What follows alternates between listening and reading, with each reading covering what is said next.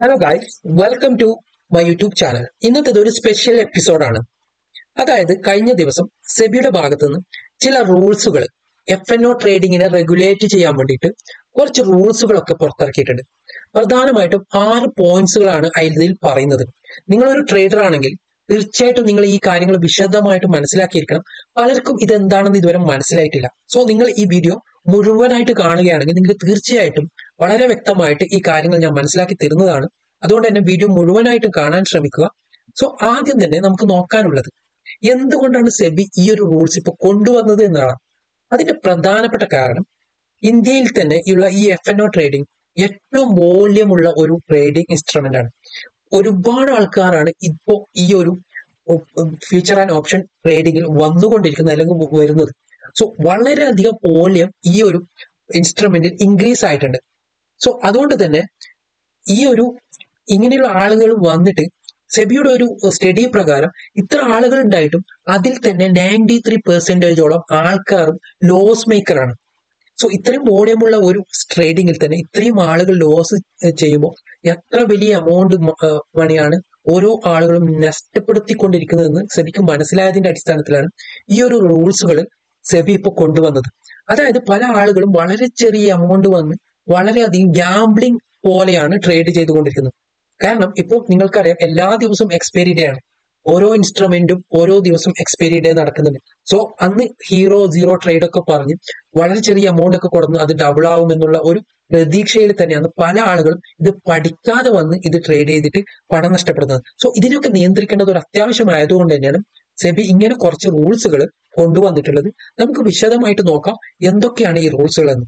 So ഇവിടെ നിങ്ങൾക്ക് കാണാൻ പറ്റുന്നുണ്ടാവും, ഞാനിവിടെ ഈ ഒരു പ്രധാനപ്പെട്ട റൂൾസൊക്കെ ഇവിടെ നിങ്ങൾക്ക് കാണാൻ പറ്റുന്നുണ്ടാവും. ഇതിൽ ആദ്യത്തെ 3 അടുത്ത വർഷമാണ് സെബി ഇംപ്ലിമെന്റ് ചെയ്യാൻ പോകുന്നത്. സോ അത് വളരെ ഇമ്പോർട്ടന്റ് ആയിട്ട് നമുക്ക് ഇപ്പൊ ഡിസ്കസ് ചെയ്യേണ്ട കാര്യമല്ല, പക്ഷെ നമുക്കത് എന്താണെന്ന് മനസ്സിലാക്കാം. അതിനു മുമ്പ് അവസാനത്തെ 3 അത് November 20 ഈ വർഷം തന്നെ അടുത്ത ഒരു 20 ദിവസം കഴിഞ്ഞിട്ട് ഇംപ്ലിമെന്റ് ചെയ്യുന്ന ഇമ്പോർട്ടന്റ് ആയിട്ടുള്ള കാര്യങ്ങളാണ്.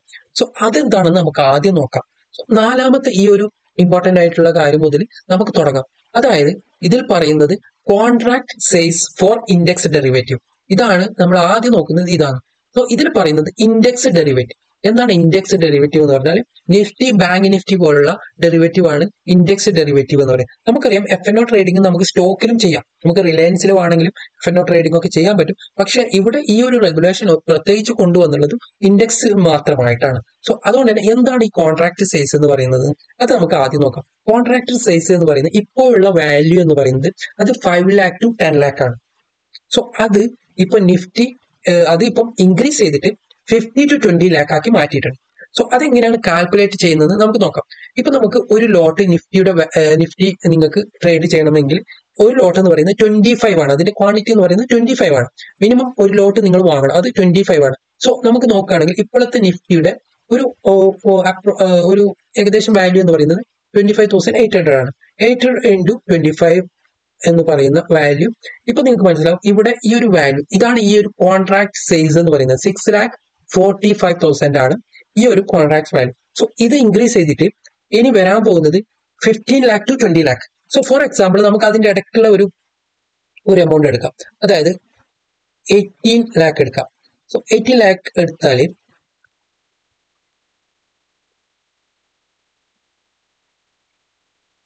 ഓക്കെ 18 lakh എടുത്താൽ 18 lakh എടുത്തിട്ട് നമുക്ക് അതിനെ ഇപ്പോഴത്തുള്ള നിഫ്റ്റിയുടെ വാല്യൂ കൊണ്ട് ഡിവൈഡ് ചെയ്യാം. സോ അങ്ങനെ ഡിവൈഡ് ചെയ്യുമ്പോൾ നമുക്ക് കിട്ടുന്നത് 69 എന്ന ഒരു 70. സോ ഞാൻ നിങ്ങൾക്ക് പറഞ്ഞ് മനസ്സിലാക്കി തരുന്ന കാര്യങ്ങൾ വിശദമായി മനസ്സിലാക്കാം. അതായത് നിങ്ങൾക്ക് മുമ്പ് നിങ്ങൾ ഒരു ലോട്ട് വാങ്ങാൻ 25 ആണ് ഒരു ലോട്ടിന്റെ ഒരു ക്വാണ്ടിറ്റി എന്ന് പറയുന്നത്. ഇനി മുതൽ ആ ഒരു ക്വാണ്ടിറ്റി 70 ആയിട്ട് മാറും. അതായത് നമുക്ക് എക്സാമ്പിൾ വെച്ചിട്ട് നമ്മൾ നിഫ്റ്റിയിൽ ഒരു ലോട്ട് ഓപ്ഷൻ ബൈ വാങ്ങുന്നത്. ഓപ്ഷൻ ബൈ എന്ന് വെച്ചാൽ ഒരു പ്രീമിയം 100 rupees പ്രീമിയം ഉള്ള ഒരു ലോട്ട് വാങ്ങാൻ നിങ്ങൾക്ക് ഇപ്പോൾ വേണ്ടത് into 25, അതായത് 2500. സോ ഇനി November 20 മുതൽ ഇത് നിങ്ങൾക്ക് ഇൻക്രീസ് ആവും. അതായത് നിങ്ങൾക്ക് ഒരു ലോട്ട് വാങ്ങാൻ ഇപ്പോൾ വാങ്ങുന്നതിന്റെ ക്യാപിറ്റലിന്റെ 1-2 ഇരട്ടി കൂടുതൽ കൊടുക്കേണ്ടി വരും. ഫോർ എക്സാമ്പിൾ ഒരു 70 ആണ് ഒരു ലോട്ട് വരുന്നതെങ്കിൽ നമുക്ക് 100 into 70 7,000. സോ ഇപ്പം 2500 കിട്ടുന്ന ഒരു ലോട്ട് ഇനി നവംബർ 20 മുതൽ നിങ്ങൾ 7000 കൊടുക്കേണ്ടി വരും. ഇതാണ് ഇതിന്റെ ചുരുക്കം എന്ന് പറയുന്നത്. അതാണ് ഇതിന്റെ കോൺട്രാക്ട് സൈസ് ഇൻക്രീസ് ആകുമ്പോൾ നമ്മുടെ ക്യാപിറ്റൽ നമ്മൾ ഇൻക്രീസ് ചെയ്യേണ്ടി വരും. അതായത് ഒരു ലോട്ട് നമ്മൾ വാങ്ങുമ്പോൾ ഇപ്പൊ കൊടുക്കുന്നതിന്റെ 1-2 ഇരട്ടി കൂടുതൽ കൊടുത്താലേ നമുക്ക് ഒരു ലോട്ട് മിനിമം ട്രേഡ് ചെയ്യാൻ പറ്റുള്ളൂ. ഇതാണ് ചുരുക്കം. സോ ഇതാണ് ഈ കോൺട്രാക്ട് സൈസ്. ഇതിന്റെ പ്രധാനപ്പെട്ട കാരണം ഇപ്പോ ഞാൻ പറഞ്ഞ പോലെ ആദ്യം തന്നെ പറഞ്ഞതുപോലെ പല ആളുകളും ഈ ഒരു ഇൻസ്ട്രുമെന്റിൽ ട്രേഡ് ചെയ്യാൻ വരുന്നത് വളരെ ചെറിയ എമൗണ്ട് ഉണ്ടാകും. ഈ എക്സ്പയറി ഡേ ഒക്കെ ചെറിയ പ്രീമിയത്തിൽ അതൊക്കെ വാങ്ങിയിട്ട് പെട്ടെന്ന് ഒരു സ്പൈക്ക് ഉണ്ടാവുന്ന അങ്ങനെ ഒരു ഗാംബ്ലിംഗ് ഉള്ള രൂപത്തിലാണ് പല ആളുകളും ഇങ്ങനെ ഒരു ട്രേഡിങ്ങിൽ വരുന്നത് കൊണ്ട് തന്നെ അതിനെ നിയന്ത്രിക്കാനാണ് ഈ ഒരു റെഗുലേഷൻ സെബി ഇപ്പോൾ കൊണ്ടുവന്നത്. സോ നിങ്ങൾക്ക് ഇപ്പോൾ 1, 2, 3, 4 ലോട്ടുകൾ ഇപ്പോൾ വാങ്ങുന്ന എമൗണ്ട് നിങ്ങൾക്ക് കുറച്ചും കൂടി കൂടുതൽ എമൗണ്ട് നിങ്ങൾക്ക് വാങ്ങേണ്ടി വരും ഇനി ഒരു ലോട്ട് കിട്ടാൻ വേണ്ടി എന്ന് മാത്രമാണ് ഈ ഒരു കാര്യം കൊണ്ട് ഉദ്ദേശിക്കുന്നത്. സോ അടുത്തത് നമ്മളുടെ ഇമ്പോർട്ടന്റ് ആയിട്ടുള്ള പോയിന്റ് എന്ന് പറയുന്നത് rationalisation of weekly index derivative product. So നമുക്കറിയാം എന്താണ് ഈ BSE NSE എന്ന് പറയുന്നത്. BSE NSE എന്ന് പറയുന്നത് എക്സ്ചേഞ്ചസ് ആണ്. സോ അതൊരു കമ്പനിയാണ്. അവർക്ക് അവരുടെ പ്രൊഡക്റ്റ് ആണ് ഈ weekly index, weekly expiry day എന്നൊക്കെ പറയുന്നത് അവരുടെ പ്രൊഡക്റ്റ് ആണ്. ഫോർ എക്സാമ്പിൾ ഇപ്പോൾ മൺഡേ നിങ്ങൾക്കറിയാം, മൺഡേയിലാണ് മിഡ് ക്യാപ് നിഫ്റ്റിയുടെ എക്സ്പയറി ഡേ, ട്യൂസ്ഡേ അതുപോലെ fin Nifty, Wednesday bank Nifty, Thursday Nifty, ഓരോ ദിവസവും എക്സ്പയറി ഡേ ആണ്. സോ ഈ എക്സ്ചേഞ്ചുകളൊക്കെ അതുകൊണ്ട് തന്നെ അവർക്ക് പ്രോഫിറ്റുകൾ ഉണ്ടാക്കാൻ വേണ്ടിയിട്ടുള്ള ഈ ഒരു പ്രൊഡക്റ്റ് ആണ് അവർ. സോ സെബി പറയുന്നത് ഇനി അത് പറ്റൂല, നിങ്ങൾക്ക് ഏതെങ്കിലും ഒരു ഇൻസ്ട്രുമെന്റ്, ഒരു ഇൻഡെക്സ് ചൂസ് ചെയ്യാം. ഫോർ എക്സാമ്പിൾ NSEക്ക് സെബി കൊടുത്തിട്ടുണ്ട് നിഫ്റ്റി ആണോ അല്ലെങ്കിൽ ബാങ്ക് നിഫ്റ്റി ആണോ, ഏതാണോ നിങ്ങൾക്ക് വേണ്ടത് അത് ഒരു വീക്കിൽ ഒന്ന് മാത്രമേ നിങ്ങൾക്ക് ചെയ്യാൻ പറ്റൂ. അതുപോലെ BSEക്ക് സെൻസെക്സോ ബാങ്ക് എക്സോ അങ്ങനെ ഏതെങ്കിലും ഒരു ഇൻഡെക്സ് കൊടുക്കും. അപ്പോൾ ഓരോ വീക്കിലും ഏതെങ്കിലും ഒരു ഇൻസ്ട്രുമെന്റ് മാത്രമേ നമുക്ക് വീക്കിലി എക്സ്പയറി ഡേ ഉണ്ടാവുള്ളൂ. ബാക്കിയുള്ളതൊക്കെ നിഫ്റ്റിയും ഫിൻ നിഫ്റ്റിയും ഒക്കെ മന്ത്ലി എക്സ്പയറി ഡേ മാത്രമേ ഉണ്ടാവുള്ളൂ. സോ അതാണ് അടുത്ത റെഗുലേഷൻ. സോ ഇതും നിങ്ങൾക്ക് ക്ലിയർ ആയെന്ന് വെച്ചു വിചാരിക്കുന്നു. കാരണം നിങ്ങൾ വ്യക്തമായിട്ട് മനസ്സിലായില്ലെങ്കിൽ നിങ്ങൾക്ക് തീർച്ചയായിട്ടും നിങ്ങളുടെ കമന്റ്സ് രേഖപ്പെടുത്തുക. അതായത് ഇപ്പോൾ ഉള്ള എല്ലാ വീക്കിലും എല്ലാ ദിവസവും എക്സ്പയറി ഡേ മാറിയിട്ട് ഏതെങ്കിലും വീക്കിൽ ഒരു ദിവസം ബാങ്ക് നിഫ്റ്റി ആണെങ്കിൽ ബാങ്ക് നിഫ്റ്റിയുടെ മാത്രമേ ഉണ്ടാവൂ, അല്ലെങ്കിൽ സെൻസെക്സിൽ BSE സെൻസെക്സ് എന്നുള്ള ഇത് രണ്ടാമത്തെ പോയിന്റ്. സോ ഇതാണ് അഞ്ചാമത്തെ ഈ ഒരു വീക്ക്ലി ഇൻഡെക്സ് ഡെറിവേറ്റീവ് പ്രൊഡക്റ്റ് എന്ന് പറയുന്നത്. ലാസ്റ്റത്തെ വരുന്നത് ആറാമത്തതാണ് increase in risk coverage on the day option expiry day. അതായത് എക്സ്പയറി ഡേയിൽ ഇപ്പോൾ ഉള്ള പ്രീമിയത്തിൽ കൊടുക്കുന്ന എമൗണ്ടിനേക്കാൾ എക്സ്ട്രാ എമൗണ്ട് ഒരു റിസ്ക് കവറേജ് ആയിട്ട്. കാരണം പല സെല്ലേഴ്സും കാരണം സെല്ലേഴ്സ് എന്ന് പറയുന്നത് ഓപ്ഷൻ സെല്ലിംഗ് എന്ന് പറയുന്നത് ഒരു അൺലിമിറ്റഡ് റിസ്ക് ആണ്.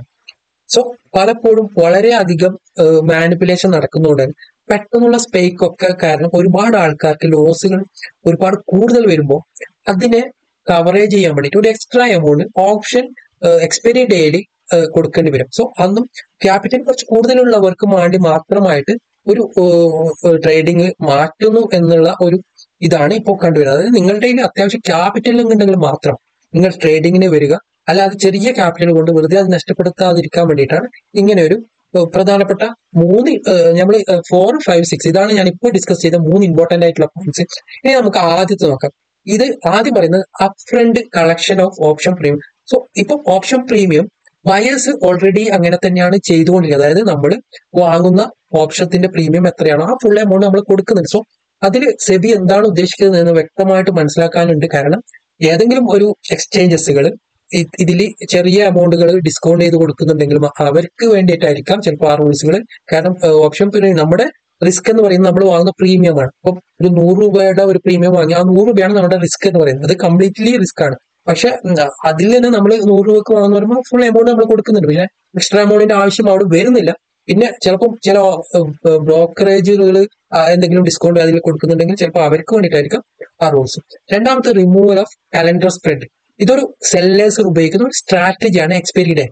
സോ ഇത് സെബി നിർത്തലാക്കാൻ പോവുകയാണ്. പ്രധാനമായിട്ടുള്ള കാരണം ഒന്ന്, ഒരുപാട് മാനിപ്പുലേഷൻ നടക്കുന്നതുകൊണ്ട് തന്നെ ഈ ഒരു സ്ട്രാറ്റജി ഇനി സെല്ലേഴ്സിന് ഉപയോഗിക്കാൻ പറ്റുകയില്ല എന്നുള്ള ഒരു റൂൾസ് ആണ്. അതൊക്കെ വരുന്നത് അടുത്ത വർഷം ഫെബ്രുവരി മുതലാണ്. പിന്നെ ഇൻട്രാഡേ മോണിറ്ററിങ്, അത് സെബിയുടെ ഒരു പ്രത്യേക ടീം അത് നമ്മൾ എടുക്കുന്ന പൊസിഷൻ ഒക്കെ ലിമിറ്റ് ചെയ്യാനും അത് മോണിറ്റർ ചെയ്യാനുള്ള പദ്ധതിയാണ്. സോ അത് മൂന്നും നമുക്ക് അത്ര ഇമ്പോർട്ടന്റ് അല്ല. പക്ഷെ ഞാൻ ആദ്യം പറഞ്ഞ ഇമ്പോർട്ടന്റ് ആയിട്ടുള്ള കാര്യങ്ങളാണ് വളരെയധികം നമ്മൾ മനസ്സിലാക്കേണ്ടത്. അതിൽ നിങ്ങൾക്ക് കാര്യങ്ങൾ മനസ്സിലായെന്ന് വിശ്വസിക്കുന്നു. എന്തെങ്കിലും ഡൗട്ട് ഉണ്ടെങ്കിൽ തീർച്ചയായിട്ടും കമന്റിൽ രേഖപ്പെടുത്തുക. തീർച്ചയായിട്ടും ഇങ്ങനെയുള്ള വീഡിയോകൾ നിങ്ങൾക്ക് ഇഷ്ടപ്പെടുകയാണെങ്കിൽ ഈ ചാനൽ സബ്സ്ക്രൈബ് ചെയ്യാൻ മറക്കരുത്. Thank you for watching this video.